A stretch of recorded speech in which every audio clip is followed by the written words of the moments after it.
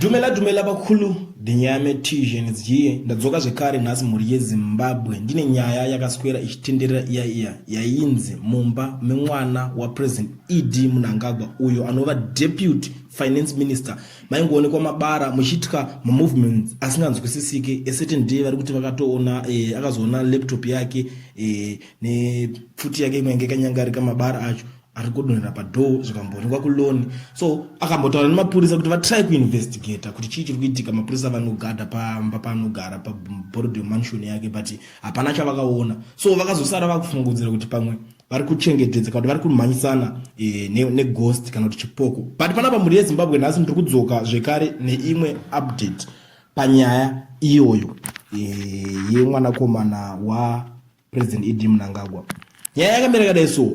the Zimbabwe Republic Police ZRP has launched an investigation into allegedly criminal acts at the residence of Deputy Minister of Finance, Economic Development and Investment Promotion David Kudakwashe Mnangagwa. Kembi yese ZRP ikati aiwa yave nguva yekuti timboenda tinotarisa kuti chii chiri kuitika vambonoongorora nekuti zvinhu zviri kuitika ipapo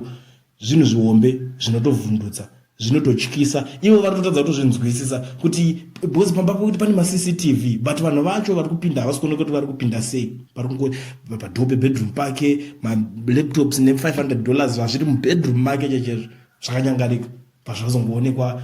zvamuceiling saka zvakunetsa manje kuti ambotry kufunga kuti vanhu ava vari kugara paciling vari kugara pai even kana chero vakanzi vakapinda vanenge vapinda nepai